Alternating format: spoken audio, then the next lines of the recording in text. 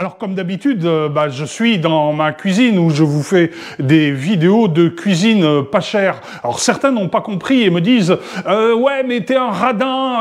Non, je suis pas radin, je suis pauvre. Je suis pauvre, peut-être pas dans des proportions que vous imaginez, mais je me mets à la place des gens qui n'ont véritablement pas les moyens de s'offrir la nourriture qu'ils veulent. Donc ce n'est pas du radinisme, c'est du mimétisme de pauvreté et croyez-moi, je fais attention à ce que j'achète pour manger et pour toutes les autres choses. Notamment, je serais intéressé de savoir où en est le tarif de l'électricité, car j'ai vu ce matin une baisse d'électricité prévue pour janvier, mais nous sommes déjà en février, il devait y avoir 15%. Alors c'est 15% sur la consommation ou c'est 15% sur l'abonnement parce qu'ils vont nous baisser la consommation et pas l'abonnement et inversement, et puis au final, le tarif va augmenter. Et puis j'ai vu également une augmentation, une baisse pour le mois de mars. Alors dites-moi précisément ce qui est programmé. Et dans une autre vidéo, j'ai vu une baisse programmée tous les mois de 15%. Alors là, c'est le paradis. Et vous savez pourquoi ils baissent l'électricité? C'est pas pour que vous payiez moins.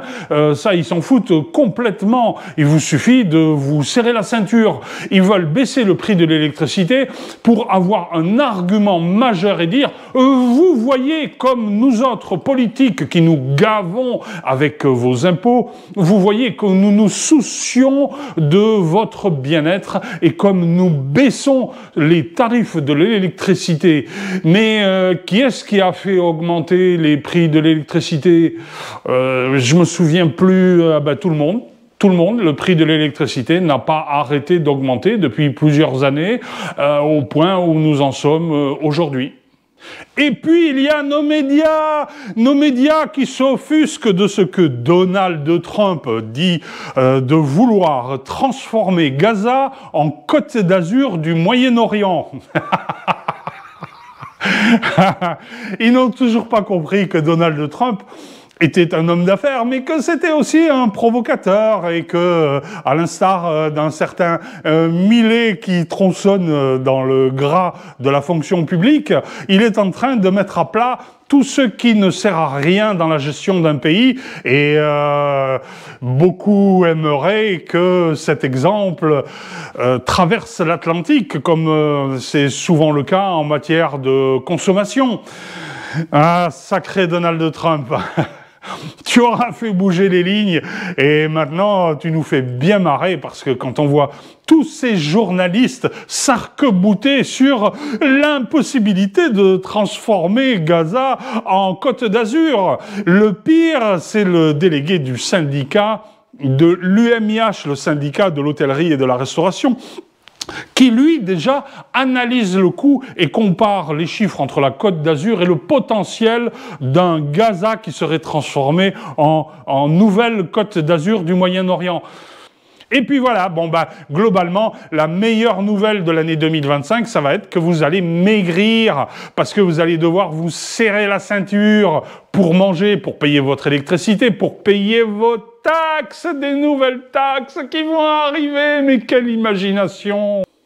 Et si enfin notre Jean-Marie National, au lieu de dire « Au secours, Jeanne !» il avait dit « Au secours, Elon !»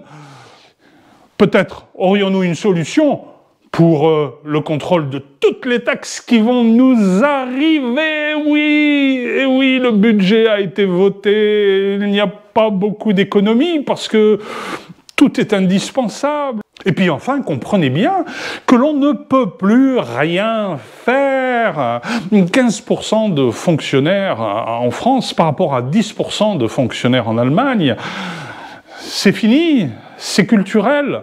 C'est culturel, alors ça encore, on pourrait mettre un coup de pied dans la fourmilière, mais dites-vous bien que c'est d'un point de vue économique, c'est sans solution, parce que tous ces fonctionnaires qu'on virerait, eh bien, ils se retrouveraient au chômage, parce que il n'y a plus d'emploi en France. Il n'y a plus d'emploi, pourquoi? Entre autres, déjà, parce que l'électricité, l'énergie est devenue tellement chère, les taxes sont devenues tellement importantes, tout le monde veut se tailler la route ailleurs. Et c'est du sérieux, hein, faut pas croire que ce soit des mots comme ça. Et puis voilà, et puis beaucoup partent au Panama, apparemment. Beaucoup de youtubeurs partent en Andorre également.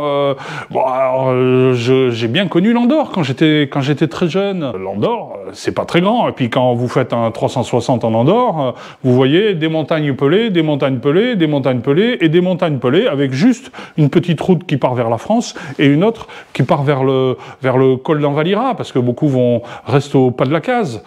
Ah là là, que de souvenirs au pas de la case. Mon patron restaurateur qui se faisait construire une maison avec les robinets en or. Si, c'était dans les années 70, ça.